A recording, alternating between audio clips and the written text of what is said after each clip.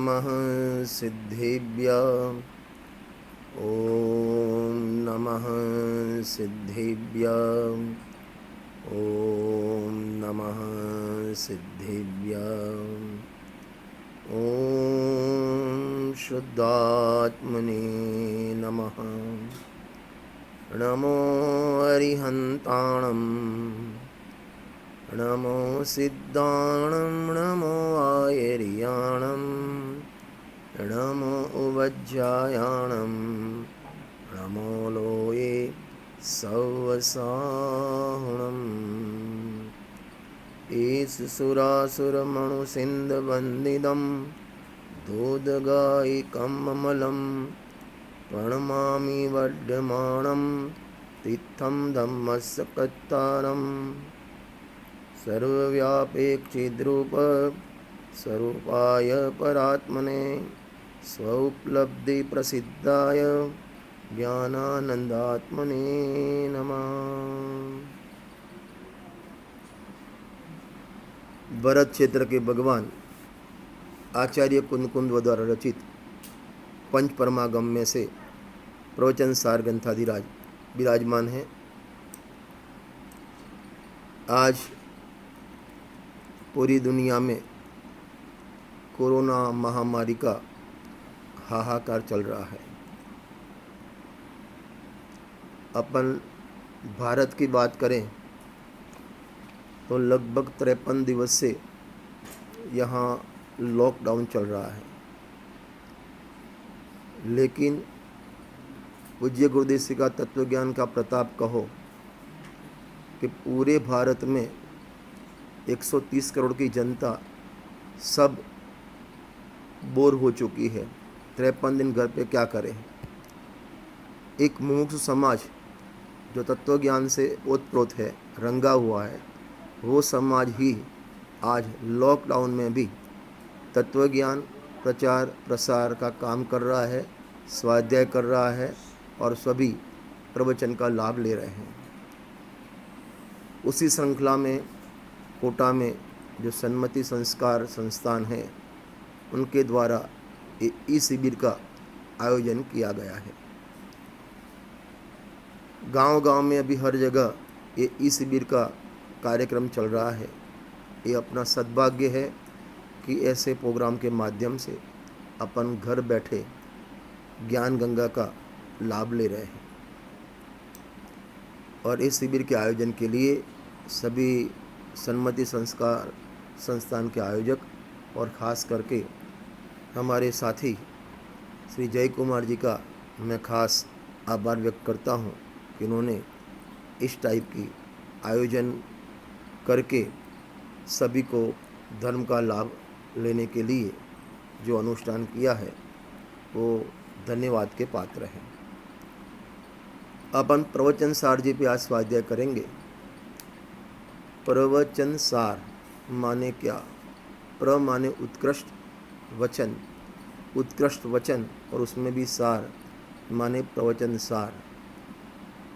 गुरुदेव के शब्दों में कहें तो प्रधान आवाज़, भगवान का प्रधान आवाज़, उसका नाम समय सार माने भगवान की दिव्य ध्वनि, उसका नाम प्रवचन सार कहने में आता है।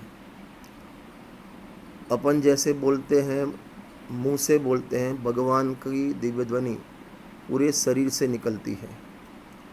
अपन बोलते हैं तो ये होठ भी हिलते हैं, एक कंठ भी हिलता है और एक ही जगह से आवाज़ निकलती है। भगवान की पूरे शरीर से आवाज़ निकलती है, होठ या कंठ हिलते नहीं हैं। दो बात। तीसरी बात, अपनी वाणी अपने जो आवाज़ निकलती है वो खंड खंड क ख ग ब ब प्र व च न ऐसे खंड खंड निकलती है। भगवान की दिव्य ध्वनि अखंड रूप से ओम ऐसे अखंड रूप से निकलती है।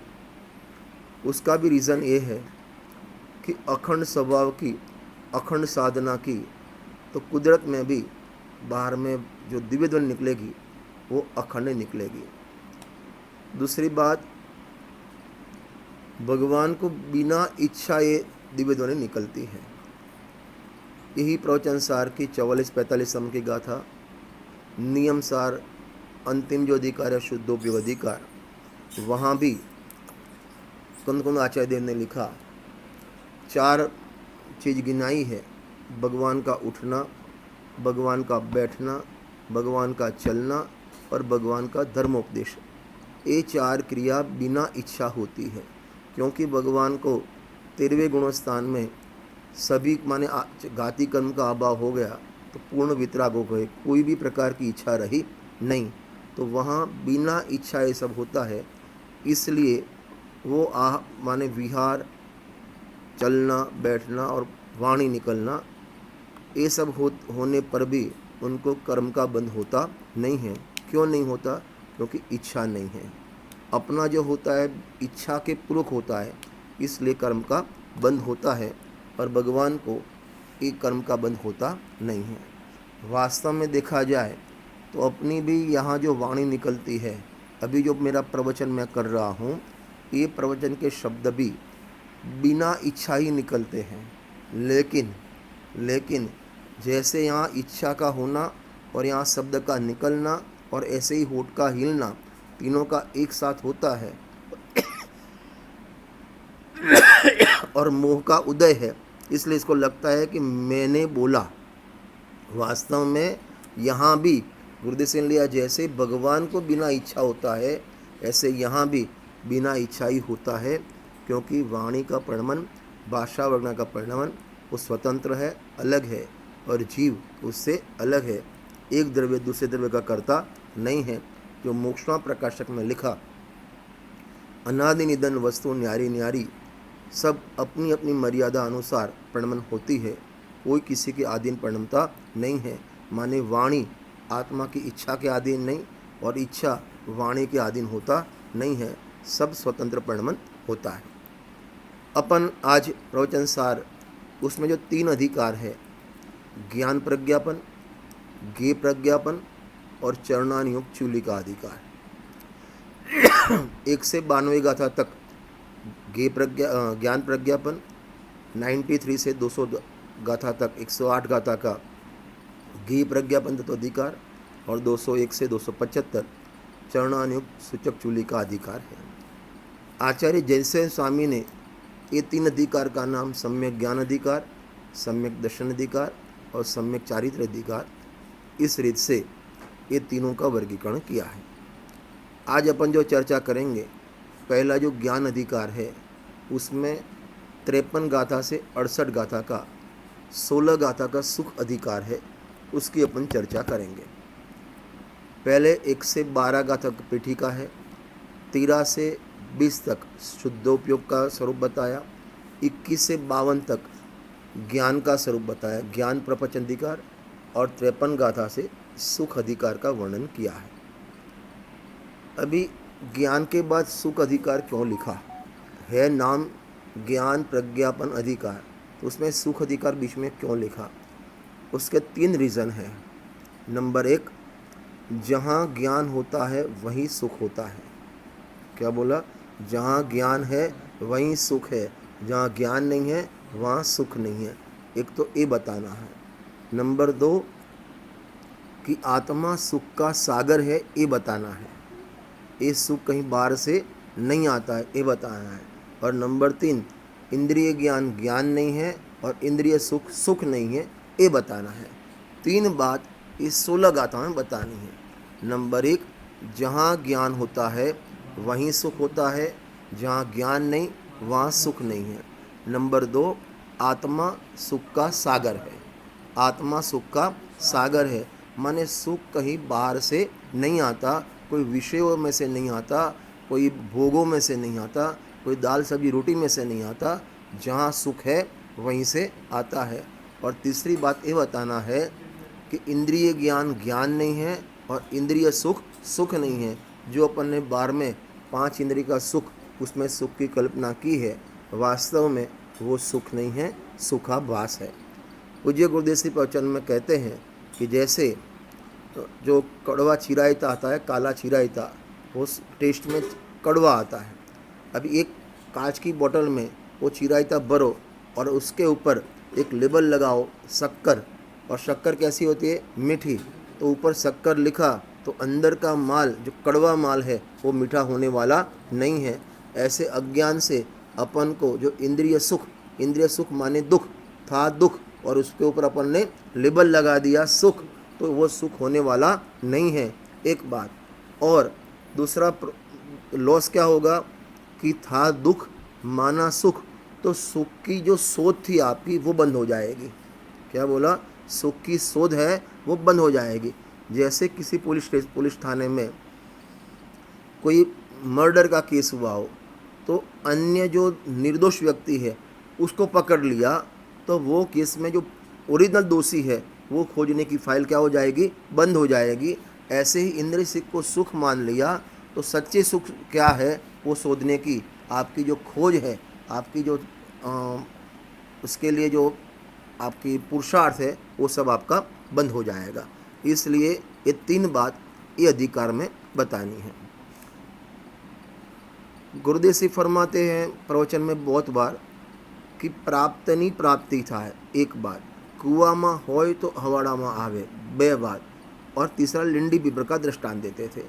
माने कुएं में पानी है तो बाहर कुंडी में पानी आएगा, नहीं है तो नहीं आएगा। सिंपल दृष्टांत अपन दे तो जैसे अपन नल चालू करते हैं तो क्या आता है? नल चालू करके क्या आता है? पानी। क्या ऐसा नहीं है? पानी आवे ऐसा कोई नियम नहीं है।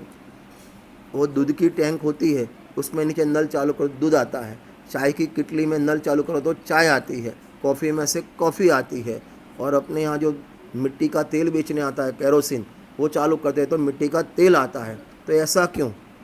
और आप वो जिसकी सैनिटरी वेयर की दुकान है, वहाँ 50 सैंपल के नल लगाए होते हैं, कितना भी घुमाओ कुछ नहीं आता है।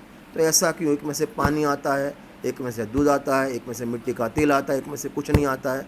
तो ऊपर टैंक में जो भरा होगा वो आएगा, अंदर भरा है वो आएगा। तो भगवान को अनंत सुख प्रकट हुआ, भगवान को अनंत चतुर्षय जो प्रकट हुआ, अनंत दर्शन, अनंत ज्ञान, अनंत सुख, अनंत वीर्य, वो जो प्रकट हुआ तो कहाँ से हुआ? कि अंदर भरा था वो आया, कोई बाहर से नहीं आया। ज्ञान भी अंदर से आता है और सुख भी अंदर से आता है। ज्ञान कोई विषयों में से नहीं आता और सुख कोई विषयों में से नहीं आता, क्योंकि विषयों में ज्ञान भी नहीं है और विषयों में सुख भी नहीं है। समय सार जी ग्रंथादिराज का जो पहला कलश है, नमः समय साराय स्वानुभूत्या चकास्ते चित स्वभावाय भावाय सर्वभावांतरच्छिदे, उसमें जो कलश टीका है पांडे राजमल जी ने लिखी है, वहाँ बहुत अच्छी बात लिखी है। पर द्रव्य में ज्ञान भी नहीं है और पर द्रव्य में सुख भी नहीं है। क्या बोला? पर द्रव्य में ज्ञान भी नहीं है, पर द्रव्य में सुख भी नहीं है। एक घड़ी में ज्ञान भी नहीं है और घड़ी में सुख भी नहीं है।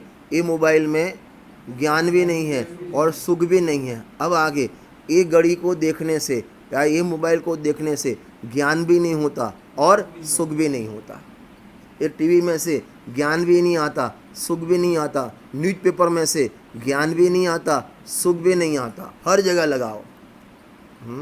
अच्छा खाना, हाँ, जैसे आपके कोटा में क्या मिलता है, दाल बाटी जो भी हो, हाँ, जो मेन फेवरेट हो, वहाँ राजस्थान में दाल बाटी ज़्यादा चलती है। तो दाल बाटी में ज्ञान भी नहीं है और सुख भी नहीं है। बराबर। अभी आगे, आत्मा में ज्ञान है कि सुख है? आत्मा में ज्ञान है कि सुख है? आत्मा में ज्ञान भी है और सुख भी है।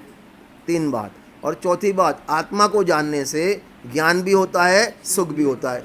ये बात इस सुख अधिकार में बतानी है। माने आत्मा में ज्ञान और आनंद भरा है और आत्मा को जानने से पर्याय में ज्ञान और आनंद आता है, प्रकट होता है।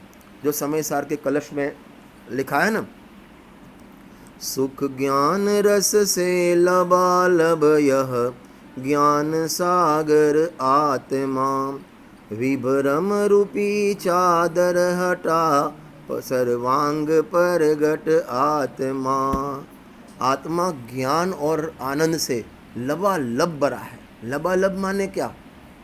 लबालब, आत्मा ज्ञान और आनंद से लबालब भरा है। लबालब माने क्या? ठसोठस। ठसोठस माने क्या?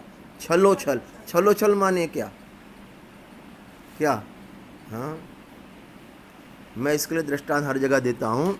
जैसे आपके कोटा में कोई आपके यहाँ मेहमान आया तो उसके लिए चाय आती है, बराबर। वहाँ वो भी कप होता है, प्लेट रहती है, ट्रे में चाय लेके लेडीज़ आती है।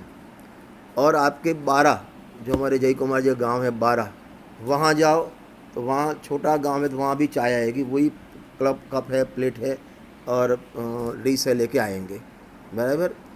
और उससे भी छोटा एकदम देहाती एरिया में जाओ, वहाँ भी चाय पे एक चाय लाना, वहाँ भी चाय लाएंगे। दोनों फ़र्क क्या है? बड़ी सिटी में भी अपन बोलेंगे चाय लाओ तो चाय आएगी, गांव में भी चाय आएगी, एकदम छोटे इलाके में भी चाय आएगी। फ़र्क क्या है अली, क्या फ़र्क है? अपन सिटी में जो आएगी, कोटा में, अहमदाबाद में आएगी तो हाफ चाय आएगी, पूरा कप नहीं भरेगा। कैसे आएगी? हाफ आएगी। फिर और थोड़ा छोटे गांव में जाओ ना तो कप पूरा भरा, माने पौना भरा आएगा। और एकदम गावड़े में जाओ तो कैसी आएगी चाय? पूरा भरा, माने इतनी बड़ी है, कप में तो बड़ी है, जो प्लेट है ना उसमें भी बड़ी है, इतनी बड़ी है वो डिश थोड़ी भी हिले ना तो बाहर छलके बिना रहे नहीं। उसको कहते हैं कप में चाय लबालब भरी है, कप में चाय लबालब भरी है। ऐसे आत्मा में ज्ञान और आनंद कैसा भरा है? लबालब। तो पर्याय जैसे अंतर्मुख हुई तो आत्मा को टच किया ना तो पर्याय में ज्ञान और आनंद की बाहर आती है। उसको कहते हैं सुख ज्ञान रस से लबालब यह ज्ञान सागर आत्मा, विभ्रम रूपी चादर हटा सर्वांग परगट आत्मा।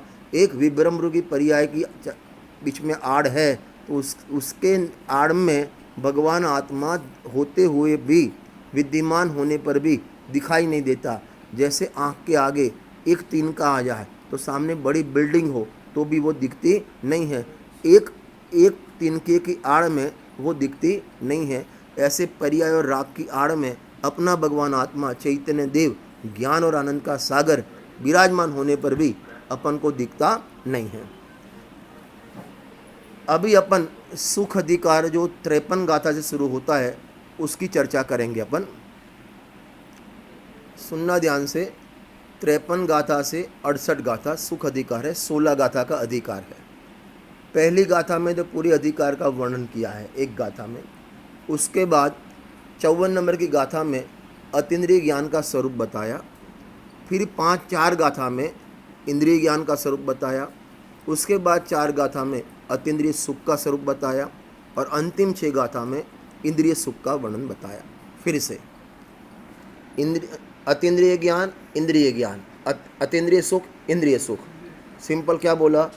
अतीन्द्रिय ज्ञान, इंद्रिय ज्ञान, अतीन्द्रिय सुख, इंद्रिय सुख, बराबर 4 आइटम हैं। उसमें पहली एक गाथा में तो पूरे अधिकार का कॉमन वर्णन है 53 गाथा में।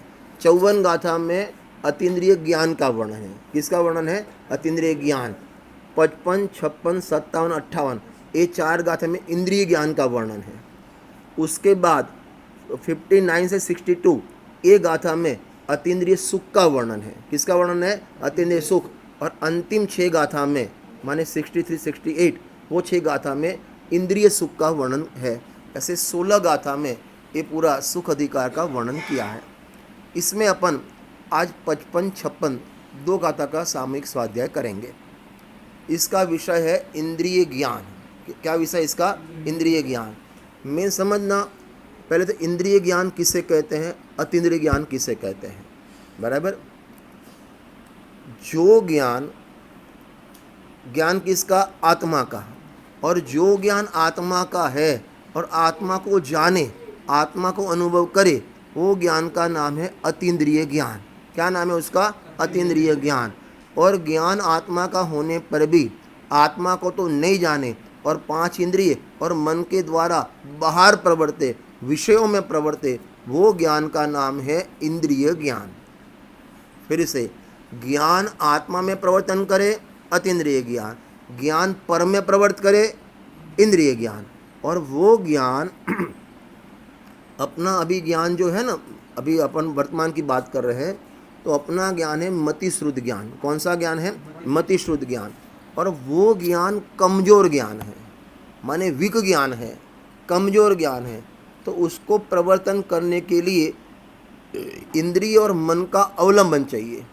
क्या बोला? जैसे कोई लेडीज़ या कोई बुजुर्ग चलता तो खुद अपने से पैरों से है, लेकिन कमज़ोर है, अशक्त है, वीक है, तो उसको लकड़ी लेके चलना पड़ता है। लकड़ी के सहारे वो चलता है, लकड़ी चलाती नहीं है, लकड़ी के सहारे वो चलता है। जैसे मेरी आँख वीक है तो मेरे को चश्मे की ज़रूरत पड़ती है, चश्मे के अवलंबन से मैं देखता हूँ। देखती तो आँख है, लेकिन आँख कमज़ोर है तो उसको चश्मे का अवलंबन चाहिए। ऐसे अपना मतिश्रुद्ध ज्ञान वो कमज़ोर ज्ञान है। ये कमज़ोर ज्ञान को परम्य प्रवृत्त होना है तो उसको इंद्रिय और मन की अवलंबन की जरूरत पड़ती है। बराबर, ये भी समझ लेना। ये ज्ञान को आत्मा में परिवर्तन करना है तो किसी की जरूरत नहीं है, भले कमज़ोर ज्ञान है, लेकिन आत्मा में परिवर्तन करना है तो उसको इंद्रियों की जरूरत नहीं है। लेकिन पर में परिवर्तन करना है, पर को जानने के लिए माने उसको यूज़ करना है, तो इंद्रिय और मन की अवलंबन की ज़रूरत होती है। और वो ज्ञान को और भी सरल करे कि जो ज्ञान आत्मा का होने पर भी आत्मा को तो जाने नहीं और पर पदार्थ जो अपने नहीं है उसमें परिवर्तन करे, ऐसे ज्ञान को इंद्रिय ज्ञान कहने में आता है। अभी 55 गाथा से अपन को जो 4 गाथा है उसमें पहली 2 गाथा में जो अपन को चला नहीं है, 55 और 56 गाथा, 2 गाथा में इंद्रिय ज्ञान है क्यों है ये बताएंगे। क्या बोला? इंद्रिय ज्ञान है क्यों है, माने वो छोड़ने योग्य क्यों है ये बताएंगे। फिर एक गाथा में इंद्रिय ज्ञान परोक्ष ज्ञान है। कौन सा ज्ञान है? इंद्रिय ज्ञान परोक्ष ज्ञान है, ये बताएंगे। और अंतिम गाथा में परोक्ष और प्रत्यक्ष में क्या डिफरेंस है ये बताएंगे। ऐसे 4 गाथा में इंद्रिय ज्ञान का वर्णन चलेगा। बराबर, फिर से बोलता हूँ, पहली 2 गाथा में इंद्रिय ज्ञान है क्यों है ये बताएंगे। फिर एक गाथा में माने 57 गाथा में इंद्रिय ज्ञान परोक्ष ज्ञान क्यों है ये बताएंगे। और अंतिम गाथा में प्रत्यक्ष और परोक्ष का क्या फ़र्क है ये बताएंगे। पहले अपन परोक्ष और प्रत्यक्ष की बात समझ ले, फिर अपन 55-56 नंबर की गाथा में आए थे हैं कि जो छठा लजे में लिखा ना, मति शुद्ध दोय परोक्ष अक्ष मन ते उपजाई। मति ज्ञान और श्रुद्ध ज्ञान परोक्ष ज्ञान है। क्यों? क्यों? इंद्रियों के अवलंबन से प्रवर्तन होता है। माने परोक्ष की परिभाषा क्या है? जो ज्ञान इंद्रिय और मन का अवलंबन लेकर प्रवृत्त होवे वो ज्ञान परोक्ष ज्ञान, और जो ज्ञान इंद्रिय और मन का अवलंबन नहीं लेवे सीधा प्रवर्तन होवे उसका नाम प्रत्यक्ष ज्ञान। बराबर, क्या बोला? जो ज्ञान इंद्रियों के अवलंबन से प्रवर्तन करे उसका नाम है परोक्ष ज्ञान, और जो ज्ञान इंद्रियों के अवलंबन के बिना प्रवर्तन करे उसका नाम है अतीन्द्रिय ज्ञान अथवा प्रत्यक्ष ज्ञान। जैसे केवली भगवान है, अरिहंत भगवान समुद्र में विराजमान है, उनको बाहर में द्रव्य इंद्रिया तो ये है, लेकिन उनका ज्ञान जो केवल ज्ञान प्रवर्तन करता है ना, इंद्रिय और मन के अवलंबन के बिना डायरेक्ट प्रवर्तन करता है। जो डायरेक्ट प्रवर्तन करे, जो डायरेक्ट जाने उसका नाम प्रत्यक्ष ज्ञान, और किसी के अवलंबन के द्वारा जाने उसका नाम परोक्ष ज्ञान। तो अपना ज्ञान जो अभी वर्तमान में मति शुद्ध ज्ञान है वो पर को जानता है, तो उसमें इंद्रिय और मन का अवलंबन अवश्य उसको चाहिए, निमित्त चाहिए, इसलिए वो ज्ञान को परोक्ष ज्ञान कहने में आता है। ये इंद्रिय ज्ञान माने मति शुद्ध ज्ञान परोक्ष होने पर भी ये पर को जानने के लिए परोक्ष है, लेकिन अपने आत्मा का अनुभव करना हो उसको तो उसमें इंद्रिय और मन भले होवे इसकी ज़रूरत नहीं है, ज्ञान सीधा आत्मा का अनुभव कर सकता है। इसलिए वो ज्ञान को अनुभव प्रत्यक्ष कहेंगे। क्या कहेंगे अपन उसको? है मति शुद्ध ज्ञान परोक्ष, लेकिन आत्मा का अनुभव करता है ना, वो कैसा है? अनुभव प्रत्यक्ष। और मोक्षमा प्रकाश में इसके लिए दृष्टांत दिया कि जैसे कोई अंधा व्यक्ति है, वो शक्कर खावे, शक्कर को देख नहीं सकता लेकिन स्वाद आता है ना, वो परोक्ष नहीं है, वो कैसा है? प्रत्यक्ष है। ऐसे ज्ञान आत्मा का अनुभव करता है, तब जो आनंद आता है उसका प्रत्यक्ष स्वाद लेता है, इसलिए उसको अनुभव प्रत्यक्ष भी कहने में आता है। देखो अभी अपन चलते हैं अपने 53 नंबर की गाथा में। आपके पास जिनवाणी हो तो निकाल देना। 53 नंबर की गाथा है, क्योंकि जिनवाणी लेके बैठना एक गुरुदेव ने अपन को सिखाया है, और बिना जिनवाणी तो उपयोग घूमने लगेगा। 55 नंबर की गाथा निकाल दो आप। बराबर। 55 नंबर की गाथा का ऊपर हेडिंग है, अब इंद्रिय सुख के साधनभूत इंद्रिय ज्ञान हे है, ऐसे उसकी निंदा करते हैं। किसकी निंदा करते हैं? इंद्रिय ज्ञान की निंदा करते हैं। अरे भगवान, ज्ञान तो आत्मा का स्वभाव है, मैं जीव हूँ, ज्ञान मेरा स्वभाव है, ज्ञान से आत्मा जानता है। तो हम पाठशाला में सीखे अपन कि ज्ञान आत्मा का स्वभाव है, लेकिन वो ज्ञान घर में तो रहा नहीं, जिसको जानना था उसको तो जाना नहीं और पर में परिवर्तन हुआ, इसलिए इस ज्ञान को इंद्रिय ज्ञान अथवा हे कहते हैं। अब यहाँ हे क्यों कहते हैं, समझना ध्यान से। एक तो ये आत्मा, ये इंद्रिय ज्ञान और ये पर पदार्थ, तो आत्मा को जाना नहीं और पर में प्रवृत्त हुआ, इसलिए वो ज्ञान कैसा है? हे है।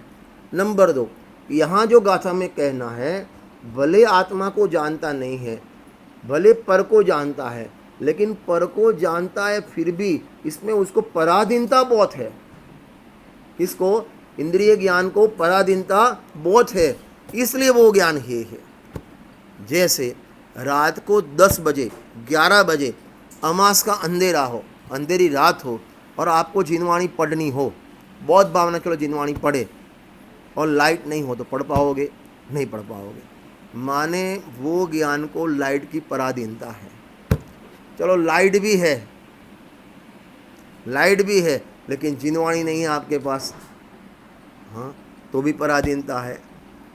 तो इस टाइप के 4-5 पॉइंट है वो अपन लेंगे। इसलिए ये ज्ञान पराधीन है, ये ज्ञान माने विवल है, वो ज्ञान पर में मेरी इच्छा अनुसार सब पढ़ने में ऐसी भावना है और ऐसा पढ़न होता है नहीं, इसलिए खेदखिन होता है, इसलिए इंद्रिय ज्ञान को हे कहने में आता है। 55 गाथा और 56 गाथा दोनों में इंद्रिय ज्ञान हे है, ये बात है। क्या बोला?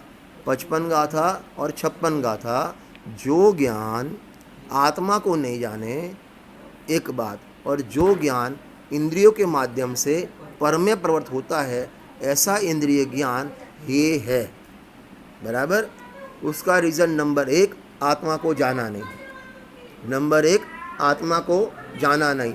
नंबर 2 कि ज्ञान के साथ आनंद आना चाहिए। तो आत्मा को जाना नहीं तो आनंद भी आया नहीं, तो आनंद आया नहीं, इसलिए भी वो ज्ञान हे है। और पर में प्रवृत्त होता है तो अनेक प्रकार की पराधीनता है, इसलिए भी ये ज्ञान ये है। और अपनी इच्छा अनुसार बाहर में पदार्थ को प्रणमन की इच्छा करता है, लेकिन पदार्थ ऐसे प्रणमन होता नहीं है, इसलिए उसको दुख होता है, खेदखिन होता है, इसलिए इंद्रिय ज्ञान हे है। और 56 गाथा में ऐसा लिया है कि ये द्वार है 5, ये द्वार कितने हैं? 5, और एक मन 6 द्वार, और ज्ञान की पर्याय 1, तो 5 सबका ज्ञान एक साथ होता नहीं, तो यहाँ से यहाँ, यहाँ से यहाँ से यहाँ, कौए की जैसा उसका घूमता रहता है, इसलिए ये ज्ञान हे है। ये बात ये 2 गाथा में बतानी है। पहले अपन गाथा का पाठ करते हैं। जीवो स्वयं अमुत्तो मुत्तिगदो तेण मुत्तिणामुत्तम ओगेणित्ता जोगम जाणदि वा तं न जाणदि पोते अतीन्द्रिय जीव मूर्त शरीर गतये मूर्तति कदि योग्य मूर्त अवग्रही जाने कदि क जाने नहीं। पहले सुन लो, इधर देखो। आत्मा कैसा है? मूर्तिक या मूर्तिक? अमूर्तिक। आत्मा कैसा है? अमूर्तिक, माने स्पर्श रस गंध वर्ण नहीं है। अच्छा, अभी आत्मा जो शरीर में अभी विराजमान है, वो शरीर कैसा है? मूर्त। आत्मा कैसा? अमूर्तिक। और ये शरीर प्राप्त है कैसा? मूर्तिक। एक बात, अभी आत्मा को जिसके द्वारा प्रवर्तन करना है, आत्मा का आत्मा अमूर्तिक, उसका ज्ञान अमूर्तिक। अभी उसको जिस साधन से बाहर प्रवर्तन करना है, पर को जानना है, ये साधन भी कैसे? मूर्तिक। शरीर भी मूर्तिक, शरीर के पदार्थ भी मूर्तिक, और जिसको जानना है वो भी मूर्तिक। 3 बात हो गई। आत्मा कैसा? अमूर्तिक। बराबर। मोक्षमा प्रकाश में लिखा है, अमूर्तिक प्रदेशों का पुंज, प्रसिद्ध ज्ञानादि गुणों का धारी। क्या 2 शब्द लिखे? क्या लिखा? अमूर्तिक प्रदेशों का पुंज, प्रसिद्ध ज्ञानादि गुणों का धारी और अनादि से आत्मा है। बराबर। तो आत्मा कैसा है? अमूर्तिक। बराबर। तो इसके आत्मा अमूर्तिक, तो ज्ञान भी कैसा? अमूर्तिक। उसकी ज्ञान पर्याय भी कैसी? अमूर्तिक। अभी शरीर कैसा? शरीर कैसा? मूर्तिक। तो उसके अंग आँख नाक कान वो भी कैसे? मूर्तिक। बराबर। अभी जिसको जानना है, जो गेय पदार्थ है सामने, ये मोबाइल है, जिनवाणी है, ये है, वो है, घड़ी है, भगवान की प्रतिमा है, वो सब कैसी? मूर्तिक। माने आत्मा अमूर्तिक, उसका ज्ञान अमूर्तिक, शरीर जो मिला वो मूर्तिक, शरीर के पार्ट्स आँख नाक कान वो भी मूर्तिक, और जिसको जानना है वो भी मूर्तिक। बराबर। ये पहली लाइन का अर्थ। माने जीवो स्वयं अमूर्तो, जीव तो स्वयं अमूर्तिक है, आत्मा तो अमूर्तिक है। मुत्तिगतो तेण मुत्तिणाम उत्तम, मुत्तिगतो आप मूर्त शरीर में रहता है। अरे कैसे? कहाँ रहता है? मूर्त शरीर में रहता है। तेण मुत्तिणा मुत्तगतम, मुत्तिणा मुत्तगतम माने मूर्त पदार्थ को जानता है, मूर्त के द्वारा मूर्त पदार्थ को जानता है। क्या बोला? मूर्त के द्वारा मूर्त पदार्थ को जानता है। इसका मतलब ये हुआ कि इंद्रिय ज्ञान से आत्मा अमूर्तिक है, तो इंद्रिय ज्ञान से आत्मा जानने में नहीं आएगा, क्योंकि इंद्रिय ज्ञान मूर्तिक के द्वारा मूर्तिक में प्रवर्तता है। क्या बोला? इंद्रिय ज्ञान मूर्तिक के द्वारा मूर्तिक में प्रवर्तता है, और आत्मा कैसा है? अमूर्तिक। इसलिए इंद्रिय ज्ञान से आत्मा जानने में नहीं आता। ख्याल आया? बोलने ये क्या आया ख्याल? आत्मा अमूर्तिक અને આ શરીર ને બધું મૂર્તિક, તો મૂર્તિક પદાર્થથી અમૂર્તિક જાણવામાં નહીં આવે। आत्मा अमूर्तिक, शरीर कैसा? मूर्तिक। तो अमूर्तिक आत्मा मूर्तिक के द्वारा मूर्तिक में प्रवर्तता है। पदार्थ भी कैसे? मूर्तिक। ये इंद्रियां भी कैसी? मूर्तिक। ये शरीर भी कैसा? मूर्तिक। और आत्मा कैसा? अमूर्तिक। तो आत्मा मूर्तिक के द्वारा मूर्तिक में प्रवर्तता है, मूर्तिक के द्वारा मूर्तिक में प्रवर्तता है। इसका मतलब वो इंद्रिय ज्ञान मूर्तिक के द्वारा मूर्तिक में प्रवर्तता है, लेकिन अमूर्तिक में नहीं प्रवर्तता है। यदि अमूर्तिक में प्रवर्तता तो उसको अतीन्द्रिय ज्ञान कहते हैं अपन। बराबर। अभी आगे ओगेणिता जोगम माने कभी कभी उसको ग्रहण करता है और कभी ग्रहण नहीं करता है। किसको? पदार्थ को। माने ये पदार्थ सामने है, कभी उसका ज्ञान होता है, कभी उसका ज्ञान नहीं होता है। कितनी पराधीनता! एक तो इंद्रियां चाहिए, नंबर 2 सामने गे भी चाहिए, नंबर 3 उस टाइम का क्षयोपशम चाहिए, 4 और प्रकाश आदि चाहिए, 5 और उसमें भी प्रकाश भी है, प्रतिमा भी है, क्षयोपशम भी है। चश्मा भूल गया घर पे। हाँ, जो कम सुन होते हैं ना, माने कम सुनते हैं, माने सब है। सामने प्रवचनकार भी है, उसका प्रवचन माइक पे हो रहा है, आवाज़ भी अच्छी है, उसका कान में वो मशीन भूल गया घर पे। हाँ, तो फिर उसको अंदर क्या बोला तो वो भी नहीं सुनेगा और पड़ोस वाले को भी नहीं सुनने देगा। कितनी पराधीनता है, समझना। एक घड़ी को जानना है ना, ये क्या है कि घड़ी, एक घड़ी के ज्ञान में कितनी पराधीनता है। इंद्रिय ज्ञान को सामने घड़ी चाहिए, आँख चाहिए, आँख अच्छी नहीं हो तो चश्मे चाहिए, प्रकाश चाहिए, ये सब चाहिए, और ये सब हो लेकिन क्षयोपशम नहीं हो तो क्या करे? हाँ, कितनी पराधीनता। और आत्मा का अनुभव करना हो तो कितनी पराधीनता। घड़ी चाहिए नहीं चाहिए, इंद्रिया चाहिए नहीं चाहिए, प्रकाश चाहिए नहीं चाहिए, ज्ञान चाहिए तो ज्ञान है और आत्मा चाहिए, दोनों। जिसको जानना है वो भी विद्यमान, जिसके द्वारा जानना है वो भी विद्यमान। तेरे को कुछ नहीं चाहिए, ये बताना है गाथा में। अरे बाहर में एक कप चाय पीना हो ना, कितनी पराधीनता। अरे जब भी घर में कोई नहीं हो, लेडीज़ नहीं हो, और खुद चाय बना, 2 बजे आए तुम 3 बजे घर पे, और चाय बनानी हो तो इसी ऐसे होती है चाय। कितना चाहिए? गैस चाहिए, खाली गैस नहीं चाहिए, सिलेंडर नहीं, उसकी वो सिगड़ी भी चाहिए, लाइटर भी चाहिए, वो तपेला भी चाहिए, वो चिमटी सांडसी भी चाहिए, चाय पत्ती चाहिए, दूध चाहिए, पानी चाहिए, मसाला चाहिए, चीनी चाहिए। हाँ बराबर। इतना चलो हो गया, काम हो जाएगा? नहीं, उसके बाद कप चाहिए, प्लेट चाहिए, छन्नी चाहिए। एक चाय बनाने में कितनी आइटम चाहिए? हाँ, और बनाना आना चाहिए, नहीं तो नहीं बने। तो एक चाय बनाने में कितनी पराधीनता। मैं हमेशा बोलता हूँ, चाय बनाना इजी है कि आत्मा का अनुभव करना इजी है? बोलो।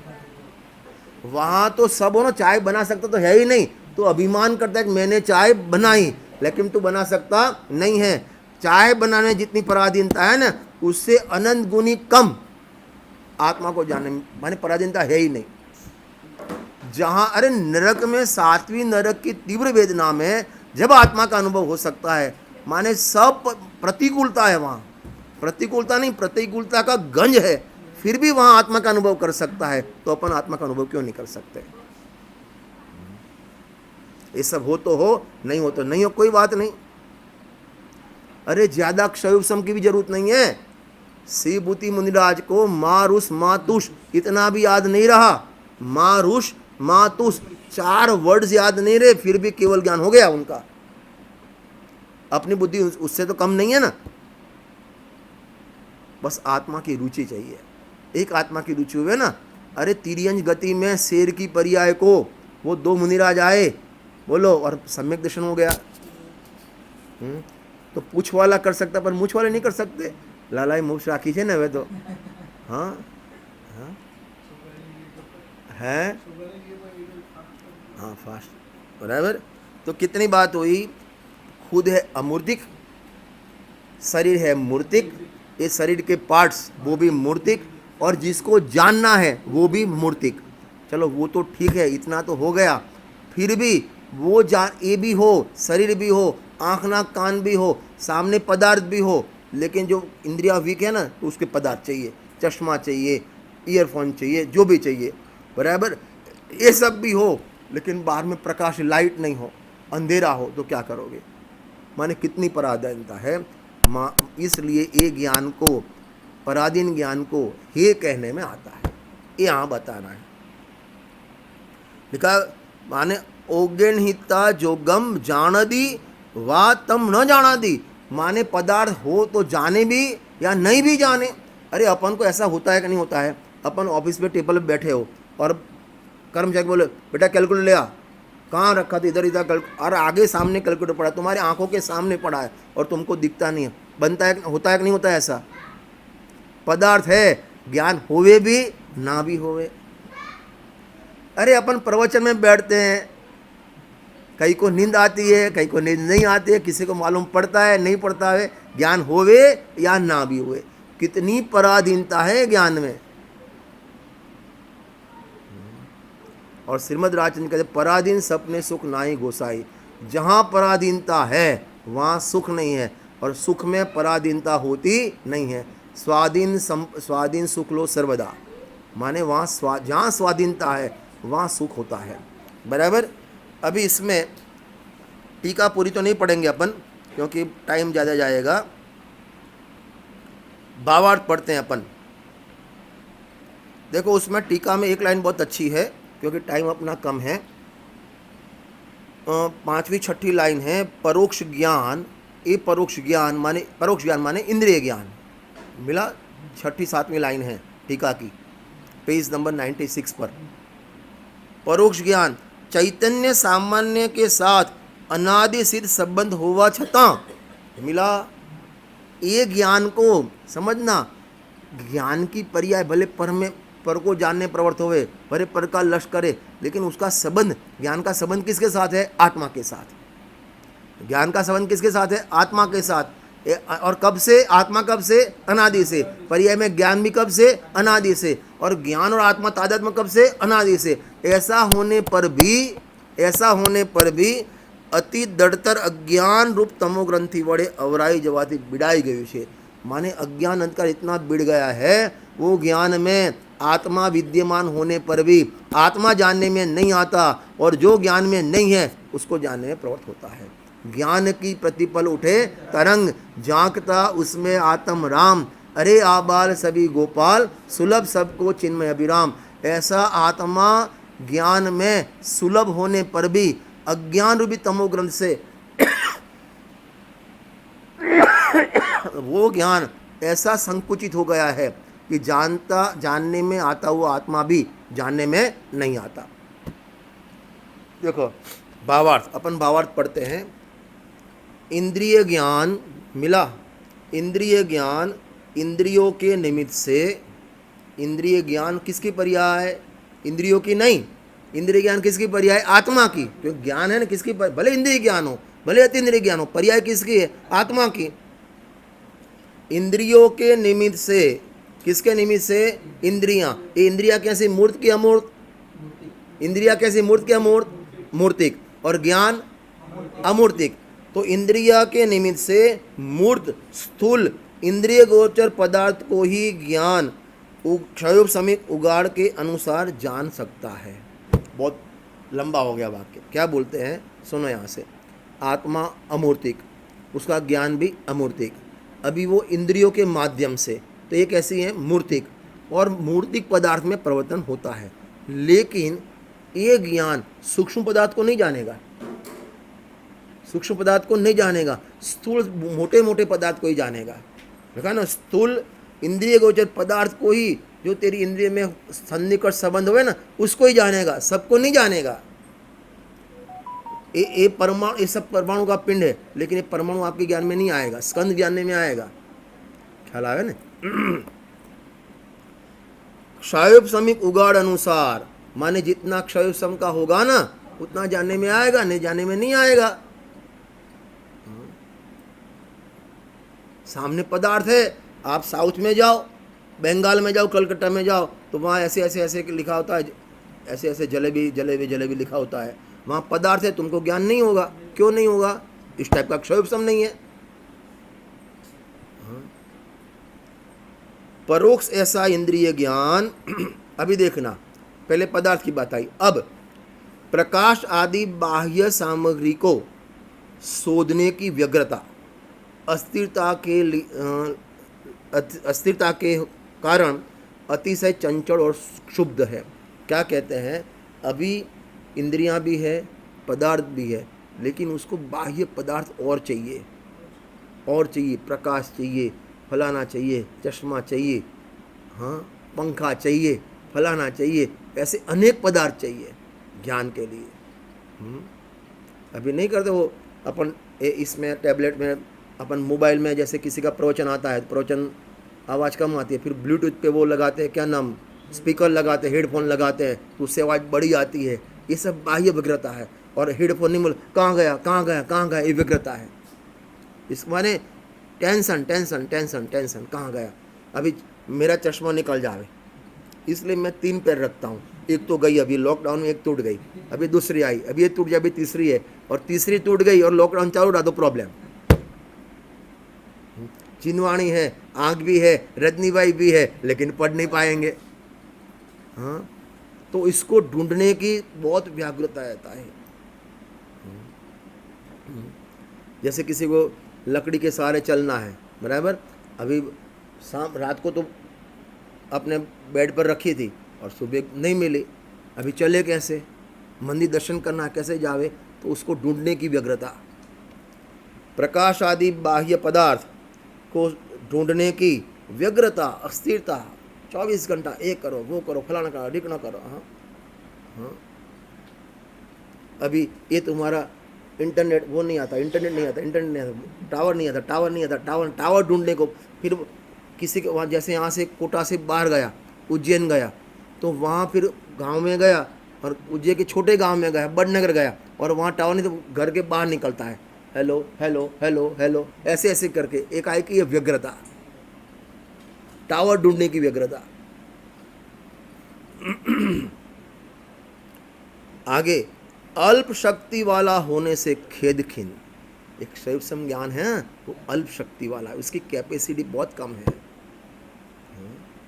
कहाँ भगवान का केवल ज्ञान और कहाँ अपना अल्प ज्ञान, एकदम जीरो वाला ज्ञान, उसके सामने तो जीरो वाला ज्ञान है अपना। हाँ, इसलिए उसको खेद खिन होता है। माने करने की इच्छा बहुत है, जानने की इच्छा बहुत है, और क्षयोपशम कम है। क्या बोला? जानने की इच्छा बहुत है और क्षयोपशम कम है, इसलिए उसको खेद खिन होता है। नहीं जाने तब तक। देखो अभी जैसे अपन प्रवचन सुन रहे हैं और इसी टाइम पैरेलल इंडिया पाकिस्तान की फाइनल मैच चल रही हो और पंडित जी सामने बैठे हैं तो आपने टीवी बंद कर दिया है, मोबाइल में भी नहीं देखते आप, बराबर। और आप जब प्रवचन में बैठे थे तो अंतिम 3 ओवर लास्ट बाकी थी, क्रिटिकल। अभी प्रवचन में आपका दिमाग तो जाएगा वहाँ, कहाँ, क्या आया, इंडिया जीत गया कि पाकिस्तान, इंडिया जीत गया पाकिस्तान, क्या हुआ क्या हुआ क्या हुआ। ज्ञान अल्प है और जानने की शक्ति बहुत, माने इच्छा बहुत है, इसलिए उसको दुख बहुत होता है, खेदखीन होता है, खेदखीन होता है। अभी आगे, पर पदार्थ को परिणमनाने की अभिप्राय करता होने से पग पग पर डग डग पर ठगा जाता है। क्या बोलता है, माने जानने के बाद इसको मैं ये नहीं, इसको ऐसे परिणमाऊँ, एक घड़ी को ऐसे रखूँ। अभी घड़ी तेरी इच्छा अनुसार होगी नहीं और मेरी इच्छा है कि मैं इसको ऐसे रखूँ, और वो होता नहीं, इसलिए अंदर परिणाम में खेदखीन होता है। पहले खेदखीन क्या लिखा कि जानने की इच्छा बहुत है और जानने में आता है कम, इसलिए अंदर खेदखीन होता है। अब पदार्थ को मेरी इच्छा अनुसार पदार्थ परिणाम है। ये लड़का एकदम चुप बैठता नहीं, अपना अनय है, बोलते हैं प्रवचन में चुप बैठता नहीं, तो खेदखीन होता है, क्योंकि सब पदार्थ को अपनी इच्छा अनुसार अपने अधीन रखना चाहता है और खेदखीन होता है। सरकार अभी बोलते हैं सब ये लॉकडाउन में सब घर में रहें, और घर में रहते नहीं। हाँ, ये कौन वो थे ना दिल्ली में मस्जिद वाले, कौन से, तबलगी, वो मानते नहीं तो खेदखीन होते हैं। केजरीवाल खेदखीन होता है, क्या करे। हाँ, जो ब्रैकेट में लिखा है, क्योंकि पर पदार्थ आत्मा के अधीन परिणमते नहीं है। क्या बोला, पर पदार्थ आत्मा के अधीन परिणमते नहीं है। ये बाल है ना, बाल, ये आत्मा के अधीन परिणमते नहीं है। अपने नेमचंद काका रखियाल वाले थे ना, ये बहुत अच्छा दृष्टांत देते थे कि जैसे मेरे को यहाँ बाल नहीं है, बराबर, तो अच्छा नहीं लगता, आधा चंद्रमा लगता है, और यहाँ रोज बाल आते हैं, तो इतना कर यहाँ के बाल यहाँ ला दे, खाली यहाँ के बाल यहाँ ला दे, तो यहाँ भी झंझट खत्म रोज की, और यहाँ भी अच्छा लगेगा, और कुछ नहीं करना, बस इतना कर दे, यहाँ के बाल यहाँ ला दे। ला सकता है, नहीं ला सकता। अभी तेरा खुद का जो संयोग में शरीर है, उसमें एक बाल जितना भी तू फर्क नहीं कर सकता, तो पूरे गांव की चिंता लेके बैठा है, मैं ये कर दूँ, मैं वो कर दूँ, फलाना कर दूँ ना। हाँ, मेरी भी इच्छा होता है पूरा मंडल समय सार को पढ़ ले, नहीं पढ़ता है। मेरी भी इच्छा है कि पूरा मंडल रोज 5 घंटा स्वाध्याय करे, नहीं करता है। क्यों नहीं करता है? कि तेरी इच्छा अनुसार वो परिणमते नहीं है। ये हमारे जय कुमार जी भाई साहब है ना, उनका आप शरीर देखो ना, एकदम सिंगल बॉडी। गांधी जी को खड़े कर दो और उसको बिठा दो, दोनों का सेम शरीर है। और पूरे जय कुमार जी को चिंता रहती है, सबको सन्मति संस्कार दे दे। भावना अच्छी है, होनी चाहिए, ये अपना एक अंग है, फिर भी अपनी इच्छा अनुसार पदार्थ परिणमते नहीं है। मोक्षा प्रकाशक का वो सेंटेंस जीवन भर याद रखना, अनादि निधन वस्तु न्यारी न्यारी अपनी अपनी मर्यादा अनुसार परिणमती है, कोई किसी के अधीन नहीं परिणमता, कोई ये शरीर तेरे अधीन नहीं परिणमता। मैं बोलता हूँ, बीच में गले में खराश आ जाती है, इच्छा नहीं है, आ जाती है, क्या करे। देखो, क्योंकि पर पदार्थ आत्मा के अधीन परिणमते नहीं है, इसलिए परमार्थ से इस ज्ञान को अज्ञान नाम योग्य है, और अज्ञान है इसलिए हे है, बराबर। तो अपन सभी जिनवाणी के माध्यम से वो ज्ञान जो गया सो गया, नया ज्ञान अपने ज्ञान में परिवर्तन होवे, आत्मा में परिवर्तन होवे, और पर्याय में आनंद की प्राप्ति करे, ऐसी मंगल भावना के साथ अभी की बात पूर्ण करता हूँ।